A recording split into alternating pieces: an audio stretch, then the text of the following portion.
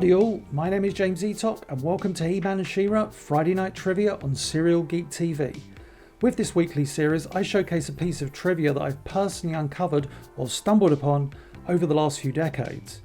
And anyone that knows my background with He-Man and She-Ra will be aware that I've uncovered a lot. And now for your enjoyment, I present to you the original transformations?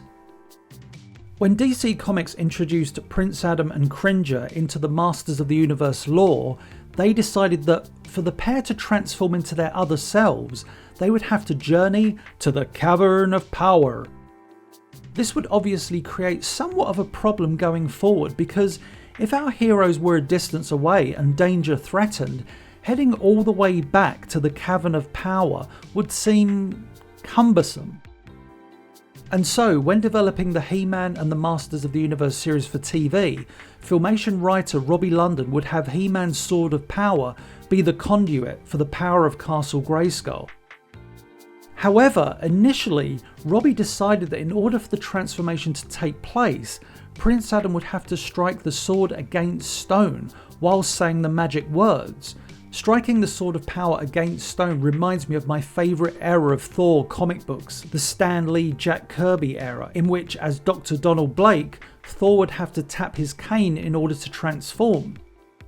This idea for the transformation was soon shelved, but not before the material was published in a guide and sent out to licensees by Mattel.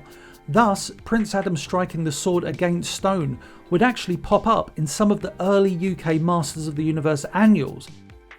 Perhaps the last time I recall seeing this idea used was in issue 7 of the UK Masters of the Universe comic.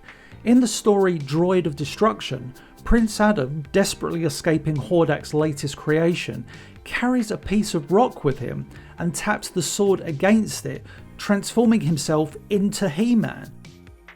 But I think it's safe to say that our hero holding the Sword of Power to the heavens and calling upon the power of Grayskull was far easier to write into stories.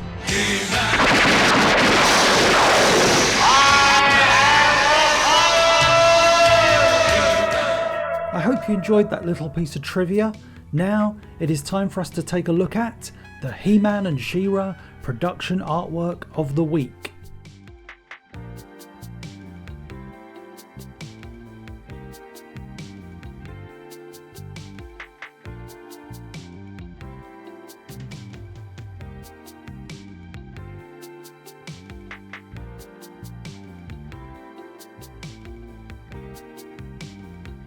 And that's it for this week. Thank you for watching.